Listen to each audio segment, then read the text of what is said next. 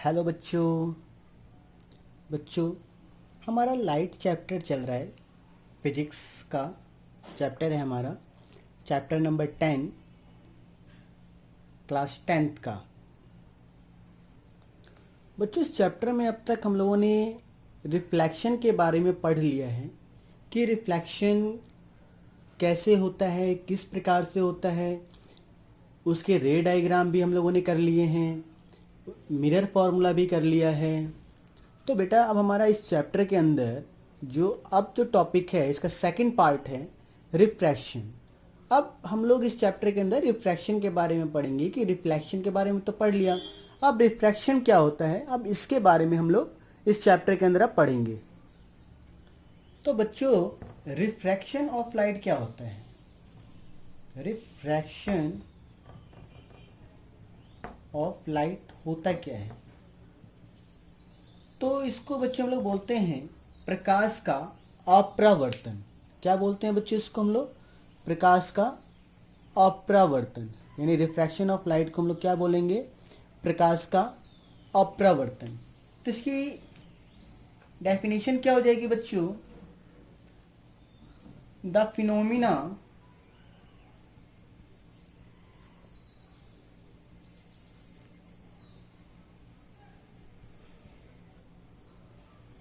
of the change in the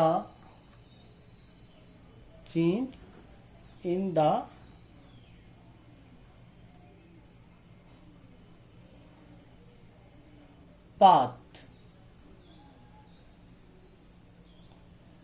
of the light when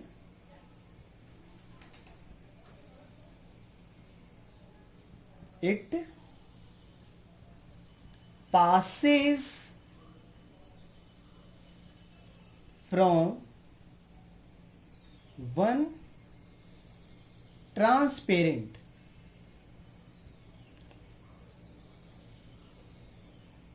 transparent medium. तो वह phenomena बच्चों light की, जब किसी ट्रांसपेरेंट मीडियम से पास हो और क्या करे, अपना ट्रांसपेरेंट मीडियम से लाइट जब पास हो और किस में जाए? To other medium, to another medium. इससे हम लोग बच्चों क्या बोलेंगे? रिफ्लेक्शन ऑफ लाइट बोलेंगे। इससे हम लोग क्या बोलेंगे? Reflection of light. जैसे बच्चों ये मान लेते हैं हमारा एक ट्रांसपेरेंट मीडियम है लाइट, ठीक है? ये हमारा क्या है? ट्रांसपेरेंट मीडियम है। जब लाइट रेज फॉल होगी इस सरफेस पे, तो जो रेज फॉल हुई है इसको हम लोग बोलेंगे इंसिडेंस रे। इसको हम लोग क्या बोलेंगे? इंसिडेंस रे। मान लेते हैं कि ये जो हम लोगों ने ब्लैक से दिखाया है, ये हमारा हो गया ग्लास, ट्रांसपेरेंट मीडियम यानी ग्लास। तो ग्लास हमारा बच्चों क्या हो जाएगा? डेंसर मीडियम हो जाएगा, डेंसर मीडियम। और जो रे ऑफ लाइट जो ये आई है, ये कहां से आई है? रेयरर मीडियम से। रेयर मीडियम का बच्चों मतलब होता है कि जहां पर पार्टिकल्स जो होंगे काफ़ी दूर दूर होंगे, और डेंसर मीडियम यानी ग्लास जो हमारा क्या होगा? डेंसर मीडियम है। तो इस केस में हम लोग देखेंगे कि लाइट जो है बेंड हो जाएगी टुवार्ड्स नॉर्मल। नॉर्मल की तरफ क्या हो जाएगी बच्चों? बेंड हो जाएगी, ठीक है? यानी इस फिनोमिना को, यानी बेंडिंग ऑफ लाइट या change in path of the light, किसी भी ट्रांसपेरेंट मीडियम से दूसरे मीडियम में इसको हम लोग क्या बोलते हैं बच्चों? रिफ्रैक्शन ऑफ लाइट कहते हैं। इसी फिनोमिना को बच्चों हम लोग क्या बोलेंगे? रिफ्रैक्शन ऑफ लाइट बोलेंगे। रिफ्रैक्शन ऑफ लाइट होने के लिए बच्चों हमारे पास दो मीडियम की आवश्यकता होती है। एक मीडियम तो हमारा रेयरर होगा और दूसरा मीडियम हमारा डेंसर होगा। अगर ये दोनों मीडियम अगर हमारे पास नहीं होंगे, रेयर और डेंसर मीडियम नहीं होंगे, तो रिफ्रैक्शन ऑफ लाइट का जो फिनोमिना है वो हमें आभास होता हुआ दिखाई बच्चों नहीं देगा। तो लाइट कभी भी अपनी पोजीशन को, अपने पाथ को चेंज तभी करती है जब उसके मीडियम के अंदर कोई चेंज किया जाता है। यानी एक मीडियम से जब दूसरे मीडियम में कोई ऑब्जेक्ट जब जाए, रे ऑफ लाइट जो है हमारी एक मीडियम से दूसरे मीडियम में जब जाएगी तब वो अपनी पोजीशन को चेंज करेगी। जैसे एयर से ग्लास के अंदर जाएगी तो पोजीशन चेंज करेगी, ग्लास से वाटर के अंदर जाएगी तो पोजीशन चेंज करेगी, या किसी भी ग्लास से प्लास्टिक के अंदर चली जाए या एयर से प्लास्टिक के अंदर चली जाए, तो लाइट जो अपनी पोजीशन जो चेंज करेगी, पाथ जो चेंज करेगी, यानी जो बैंड हो जाएगी किसकी तरफ? नॉर्मल्स की तरफ। नॉर्मल्स जो हमारा ये परपेंडिकुलर लाइन है, ये क्या है? नॉर्मल। ये लाइन क्या है? इंसिडेंस रे। और ये क्या है? रिफ्रैक्टेड रे। ये लाइन कौन सी है बच्चों? ये रेज ऑफ लाइट कौन सी है? रिफ्रैक्टेड रे। तो ये हमारा हो गया इंसिडेंस रे, ये हमारा हो गया नॉर्मल रे, और ये क्या हो गया? रिफ्रैक्टेड रे। रिफ्रैक्टेड, रिफ्लेक्टेड नहीं, रिफ्रैक्टेड रे। तो ये क्या होगी? हमें ऐसा प्रतीत होगा कि नॉर्मल की तरफ क्या हो गई है? बैंड हो गई है। यानी जब रेयरर मीडियम से जब डेंसर मीडियम में जब लाइट पास होती है तब उसका जो पाथ जो चेंज होता है वो टुवार्ड्स द नॉर्मल हो जाता है। यानी रेयरर से डेंसर में जब लाइट के जब बीम पास होती है तब टुवार्ड्स द नॉर्मल की तरफ वो अट्रैक्ट होता है, बैंड हो जाता है। अब जब यही रे ऑफ लाइट जब हमारा क्या हो जाएगा? डेंसर से रेयरर में जाएगा बच्चों, जब यही रेज ऑफ लाइट जब हमारा कहाँ जाएगा? मान लेते हैं अब हमारा ये रे ऑफ लाइट है, ऊपर का मीडियम हमारा क्या है? अब डेंसर मीडियम है, और नीचे वाला क्या है हमारा? रेयरर मीडियम है।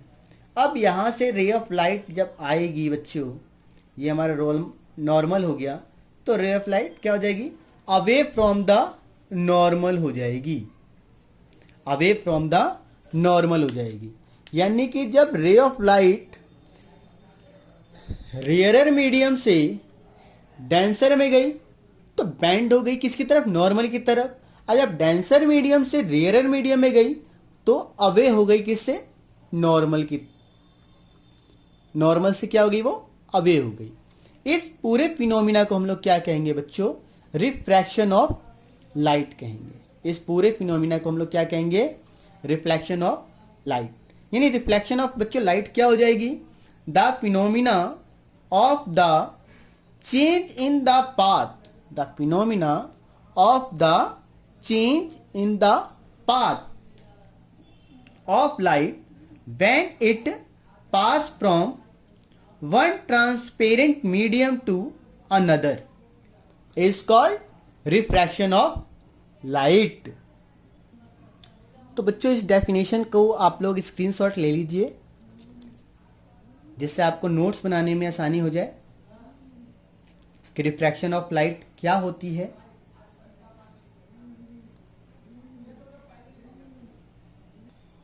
बच्चों अगला हमारा टॉपिक है रेयरर मीडियम। तो रेयरर मीडियम होता क्या है पहले हम ये जान लेते हैं। तो रेयरर मीडियम क्या होता है? इसकी definition, if the optical density of a transparent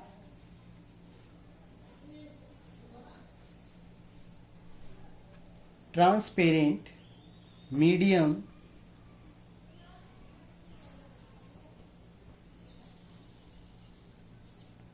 is low, then speed of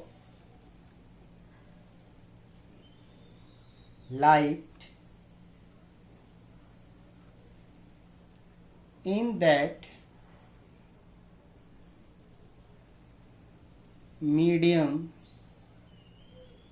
is high. यानी कि ऑप्टिकली डेंसिटी ट्रांसपेरेंट मीडियम की क्या होनी चाहिए, लो होगी, और स्पीड जो होगी लाइट की क्या होगी, ज़्यादा होगी। तो ऐसे मीडियम को बच्चों हम लोग क्या बोलते हैं, रेयरर मीडियम बोलते हैं। ठीक है। और नेक्स्ट क्या है बच्चों हमारा, डेंसर मीडियम। डेंसर मीडियम, तो डेंसर मीडियम क्या हो जाएगा बच्चों हमारा, if the optical density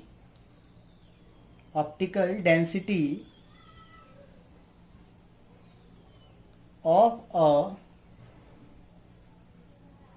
transparent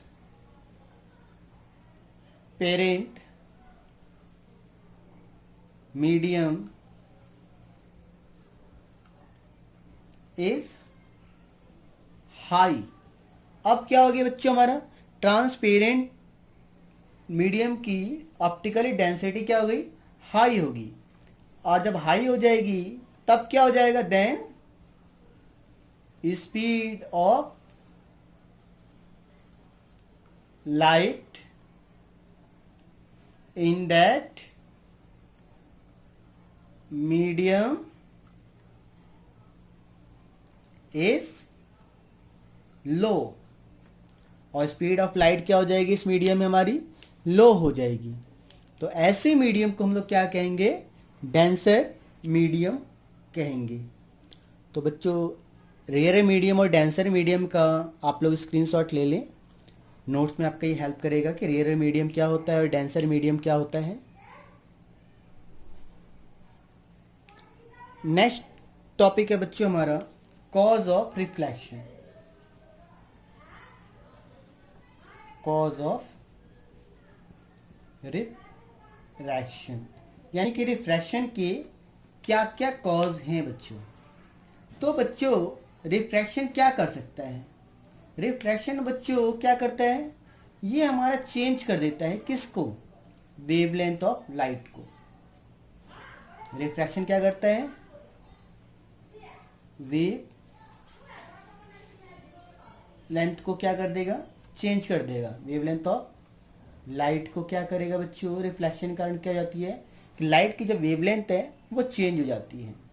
दूसरा चेंज क्या होता है बच्चों, जब एक मीडियम से दूसरे मीडियम में जब लाइट ट्रेवल करती है तब उसकी क्या हो जाती है, चेंज हो जाती है किसकी, स्पीड। यानी स्पीड ऑफ लाइट भी क्या हो जाएगी बच्चों, रिफ्रैक्शन के कारण क्या हो जाती है, चेंज हो जाती है। बट एक चीज अनचेंज रहती है, वो क्या अनचेंज रहती है, फ्रीक्वेंसी।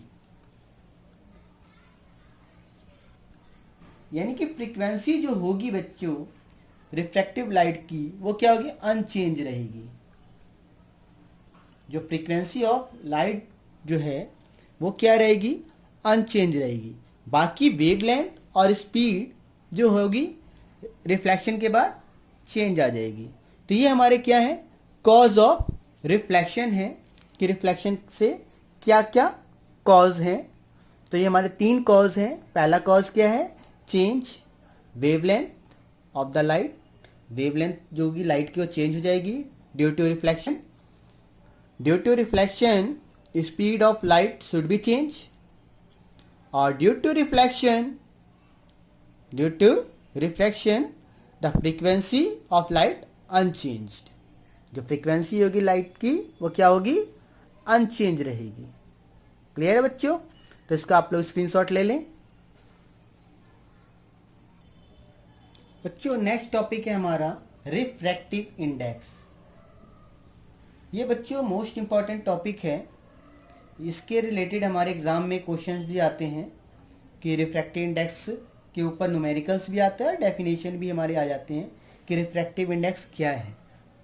तो बच्चों रिफ्रैक्टिव इंडेक्स क्या है?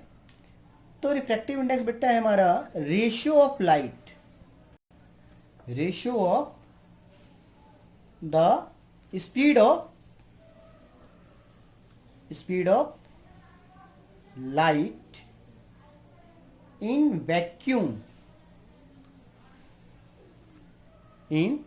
Vacuum to speed of light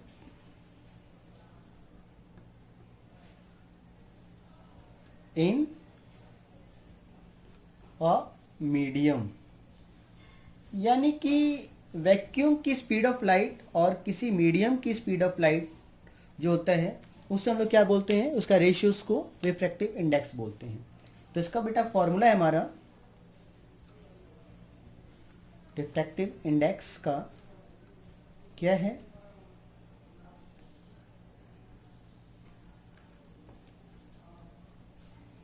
speed of light in vacuum divided by speed of light in medium.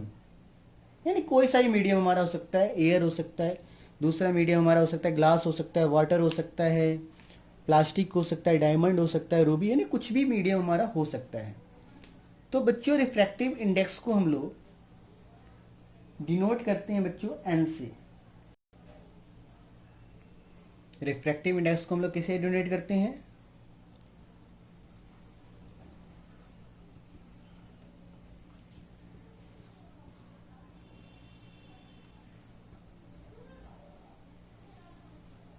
Refractive index बच्चों डिनोट करते हैं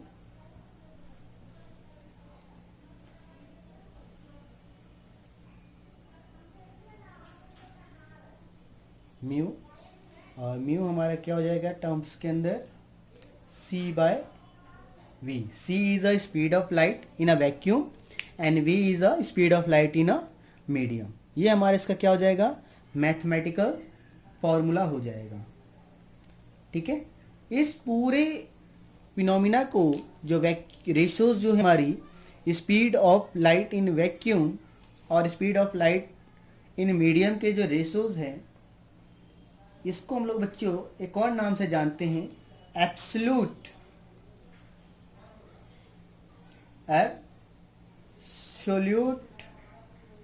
रिफ्रैक्टिव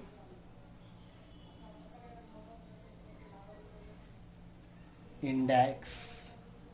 इसको हम लोग एब्सोल्यूट रिफ्रैक्टिव इंडेक्स के नाम से ही बच्चों हम लोग इसको जानते हैं। तो आप लोग इसका स्क्रीनशॉट ले लें, नोट्स में हेल्प करेगा।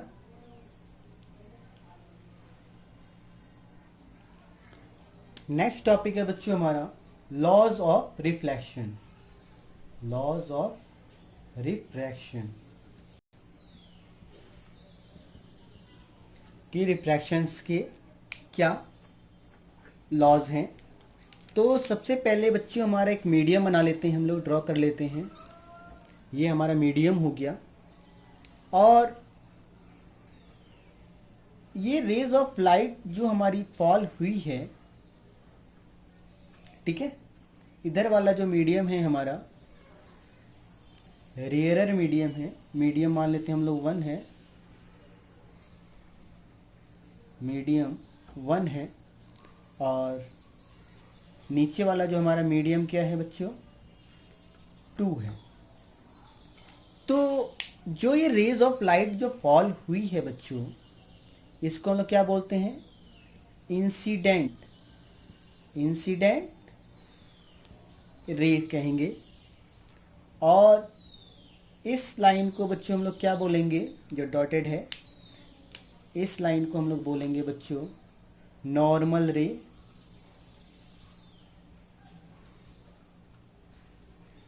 इसको हम लोग बोलेंगे बच्चों क्या, नॉर्मल रेस, और जब एक मीडियम से दूसरे मीडियम में जब लाइट गई तो क्या हो गई, वो बैंड हो गई। किसकी तरफ? नॉर्मल की तरफ। आज जो ये लाइट, रे ऑफ लाइट जो बैंड हुई है, इसको हम लोग बोलेंगे बच्चों क्या? रिफ्रैक्टेड, रिफ्रैक्टेड रे। इसको हम लोग क्या बोलेंगे? रिफ्रैक्टिव रे। तो जो फर्स्ट लॉ है बच्चों, लॉ ऑफ रिफ्लेक्शन का जो फर्स्ट लॉ है, वो क्या कहते हैं कि द इंसिडेंस रे, इंसिडेंट रे, रिफ्रैक्टेड रे, refracted ray and the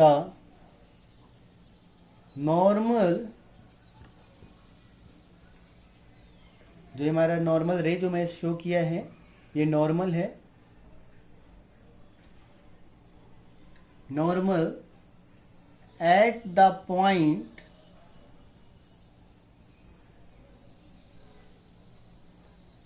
of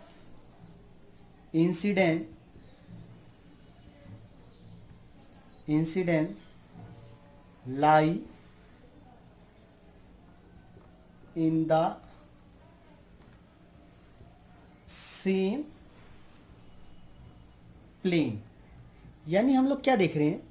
हम लोग देख रहे हैं कि जो इंसिडेंस रे है और ये जो नॉर्मल है और रिफ्रैक्टेड रे है, वो पॉइंट ऑफ इंसिडेंस जो कि एक ही सेम प्लेन के ऊपर है। ये हमारा क्या था? फर्स्ट लॉ ऑफ रिफ्लेक्शन था। अब जो हमारा इंसिडेंस रे और नॉर्मल के बीच में जो एंगल आई बनेगा, और नॉर्मल और रिफ्रैक्टेड के बीच में एंगल आर बनेगा, ये क्या होगा? तो ये बच्चों हमारा क्या होगा? सेकंड जो लॉ है रिफ्रैक्शन का, वो क्या है? साइन आई अपॉन में sine r equals to constant. ठीक है, ये क्या है? इक्वल्स टू कांस्टेंट है। और यही, इसको भी हम लोग बच्चों क्या बोलते हैं? इस फॉर्मूले को हम लोग क्या बोलेंगे? रिफ्रैक्टिव इंडेक्स भी बोल लेंगे। इसको हम लोग रिफ्रैक्टिव इंडेक्स भी कहेंगे, और इसको हम लोग स्नेल्स लॉ के नाम से भी जानते हैं। स्नेल्स लॉ के नाम से भी जानते हैं, क्योंकि ये जो एप्लीकेशन है, ये स्नेल्स जी के द्वारा दिया गया था बच्चों। इसीलिए जो law, second law of reflection Snell ji के द्वारा दिया गया, इसलिए हम लोग इसको स्नेल्स लॉ के नाम से भी जानते हैं। तो ये हमारे दो लॉ ऑफ रिफ्लेक्शन है। पहला क्या है? The incidence ray, refracted ray and the normal at the point of incidence lie in the same plane. ये हमारा पहला लॉ ऑफ रिफ्रैक्शन है। और जो सेकंड लॉ है जिसको स्नेल्स जी ने दिया, वो क्या दिया था? साइन आई अपॉन में sine r equals to constant. और जो कांस्टेंट वैल्यू है बेटा, इसको हम लोग रिफ्रैक्टिव इंडेक्स भी कहते हैं, यानी कि म्यू भी कहेंगे। ठीक है, तो आप लोग इसका स्क्रीनशॉट ले लो और चैनल को बच्चों सब्सक्राइब करो, और नोटिफिकेशन की जो बेल है उसको भी प्रेस कर लो, ताकि लेटेस्ट वीडियो का नोटिफिकेशन आपको मिल सके। तो चैनल को सब्सक्राइब करना बच्चों ना भूलें, और ज़्यादा से ज़्यादा चैनल को सब्सक्राइब करें और शेयर करें। ज़्यादा से ज़्यादा, जितना ज़्यादा आप करोगे सब्सक्राइब, और नोटिफिकेशन की बेल घंटी को बजाना भी प्रेस करना ना भूलें, ताकि हम लोग और मोटिवेट हों और अपने 10th बोर्ड की तरफ एक कदम और आगे बढ़ाएं। क्योंकि जितने ज़्यादा बच्चे हमारे शिक्षित होंगे बच्चों, उतना ज़्यादा हमारे फ्यूचर, हमारे कंट्री का ब्राइट होगा। तो चैनल को सब्सक्राइब करना ना भूलें और नोटिफिकेशन की बेल की घंटी को भी बजाना ना भूलें। लेटेस्ट वीडियो के लिए हमारे चैनल को सब्सक्राइब करें।